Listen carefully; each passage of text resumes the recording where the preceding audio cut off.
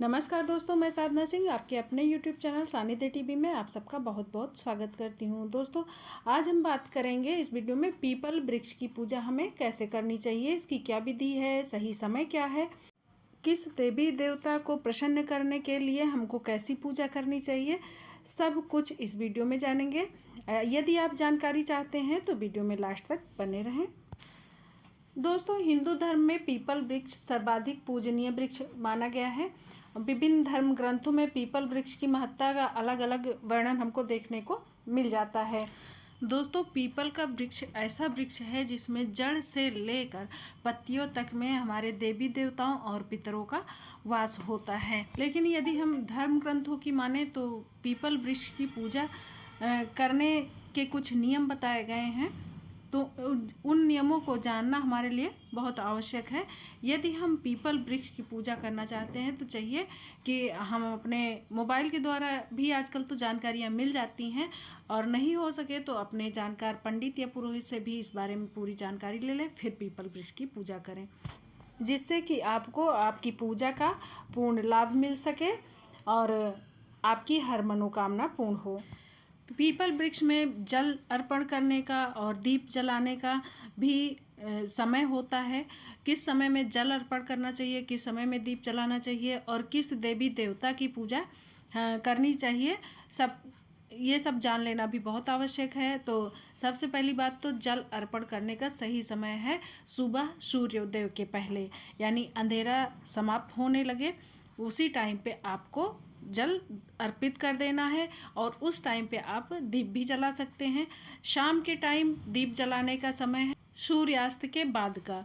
सूर्य उदय रहते हुए पीपल के वृक्ष के नीचे दीप नहीं जलाना चाहिए, सूर्यास्त हो जाए उसी समय आपको दीप जलाना चाहिए।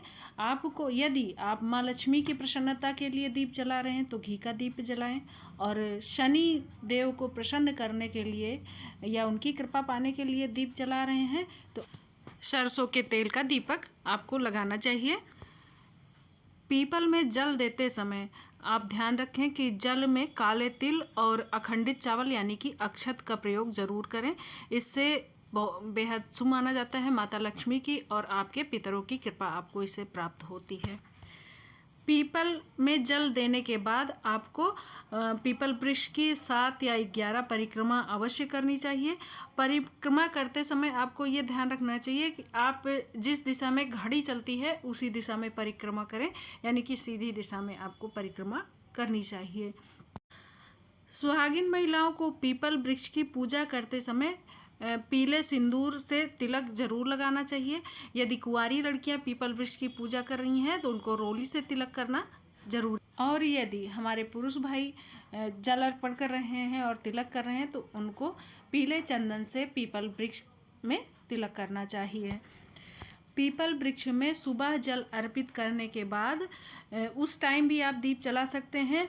नहीं जला सकते तो शाम को आपको अवश्य ही दीपक जलाना चाहिए, क्योंकि दीपक जलाए बिना पीपल वृक्ष की पूजा संपूर्ण नहीं मानी जाती है। आप किसी भी पूजा पाठ में देख लीजिए कि आप सबसे पहले दीप प्रज्वलित करते हैं, क्योंकि अग्नि को साक्षी मानकर ही अपने पूजा पाठ को हम शुरू करते हैं।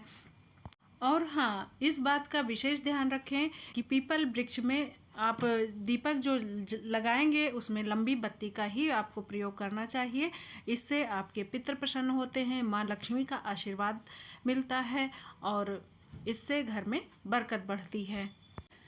पीपल वृक्ष में जल अर्पित करने के लिए पीतल या स्टील के पात्र का ही इस्तेमाल करना चाहिए। भूलकर भी तांबे के लोटे का प्रयोग नहीं करना चाहिए, क्योंकि तांबा सूर्य की धातु है और सूर्य और शनि में कभी मित्रता नहीं रहती है। इसलिए इस धातु के बर्तन से पीपल वृक्ष में कदापि भी जल अर्पण न करें।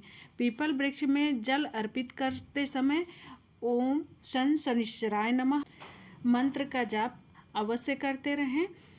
यदि आप माँ लक्ष्मी की कृपा प्राप्त करने के लिए जलाभिषेक कर रहे हैं या दीप जला रहे हैं तो लक्ष्मी जी के मंत्रों का उच्चारण करें।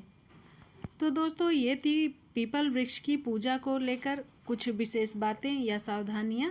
यदि आप इन बातों का ध्यान रखकर पीपल वृक्ष की पूजा करते हैं तो शनिदेव की कृपा और वृक्ष में वास करने वाले सभी देवी देवताओं की असीम कृपा आप पर और आपके परिवार पर सदैव बनी रहेगी। दोस्तों, आपसे मैं बार बार रिक्वेस्ट करती हूँ कि आप मेरे वीडियो को लाइक ज़रूर कर दिया करिए, कमेंट करके हमको ज़रूर बताया करिए कि वीडियो कैसा लगता है, और चैनल को अभी तक सब्सक्राइब नहीं किया है तो प्लीज़ सब्सक्राइब कर लीजिए, बेल आइकन